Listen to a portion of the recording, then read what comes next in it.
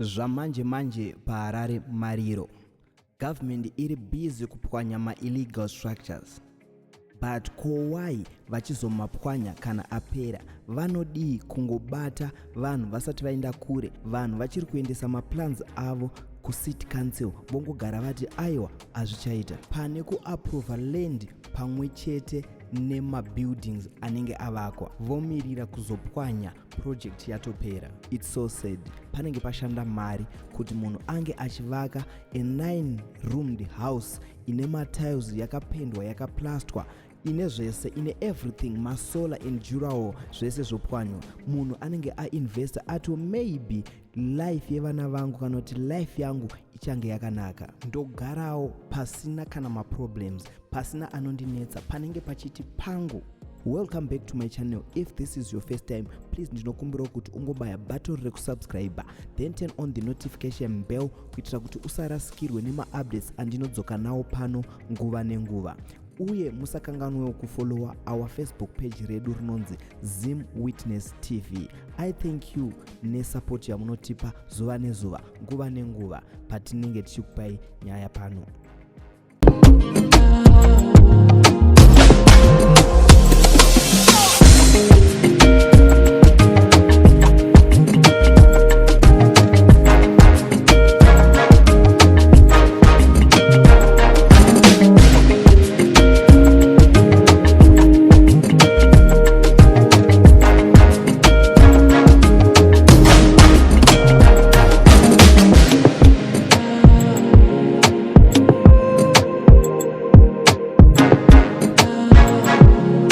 Takaonawo muzuva ranezuro government ichipaza Dzimba kuStone Ridge Park ichiti iyo aya ma-illegal structures haafaniri kunge ari panapa, uye mamwe acho haana kunge akainspektwa necouncil, so haafaniri kunge akavakwa, then vakamapaza.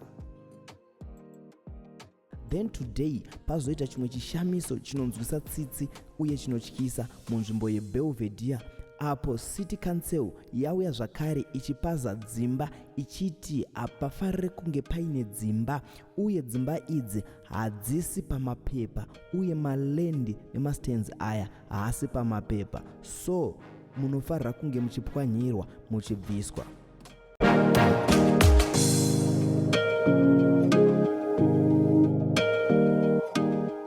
Asi chinorwadza ndechekuti council inoita kunge isina maziso panenge pachivakwa dzimba idzi, panenge pachitengeswa nekugadzirwa land iyi.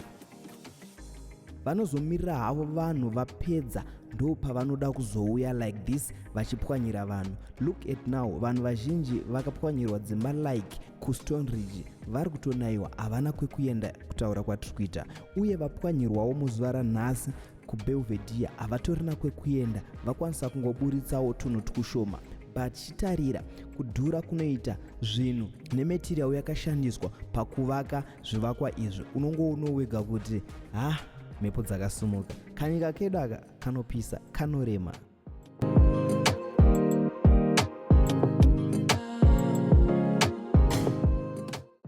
Pamwe pacho hatichazivawo kuti imhosva yevanhu vari kuvaka dzimba dzacho here vari kutengeserwa mastands, nekuti pamwe pacho vanhu havadi kufambira mapapers zvine gwara rakanyatsoendeka chaizvo, vanongoda zvemashortcuts, they end up vapinda mumasituations akaita seaya. Tisingazoziveyo kuti anenge ari wrong ndiani, ari kutengesa mastands wacho here, munhu ari kutenga here, kana kuti iyo city council iri kusiya vanhu vachivaka yozovati pazai. Zvinhu izvi zvinenge zvakashanda mari. Munhu anenge akarara nenzara achiti ndiri kugadzira ramangwana revana, ndiri kugadzira ramangwana rangu, munhu ongouya hake opwanya like this.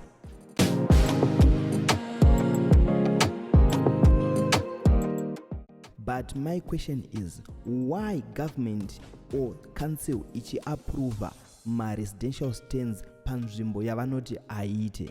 Then imba ichivakwa inoinspektwa stage by stage ichivakwa, vanodi kungoti aiwa kuchera kwamaita foundation ngatidambure havasisina. Muri Zimbabwe vamwe vedu vari mukuchema, ngatingochemei navo. So muri eZimbabwe ndakukusiyai muchiona mavideos edzimba dzanga dzichipwanywa idzo kuBelvedere. Then ndichakusiyai muchiona mareaction anga achipiwa nevanhu pasocial media about this issue yekupwanyirwa kwedzimba kwaitwa vanhu ava.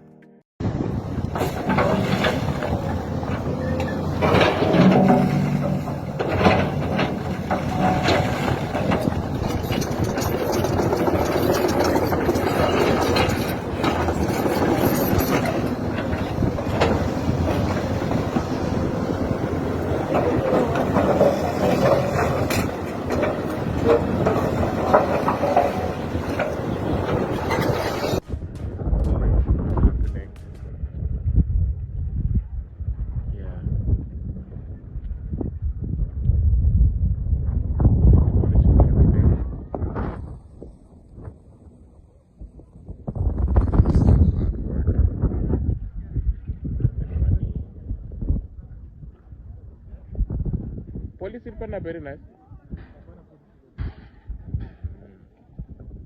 Police are able.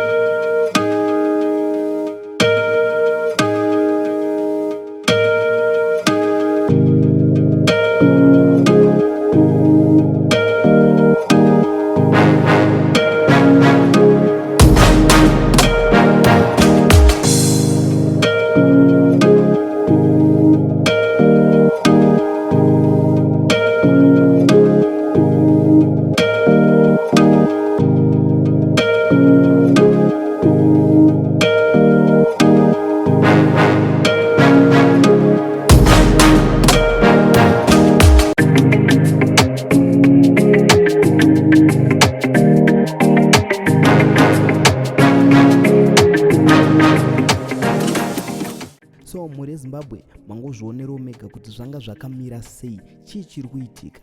Ngatisangane mucomment section muchitiudza zvamunofunga about this movie ratorwa iro necity council rekupwanyira vanhu dzimba.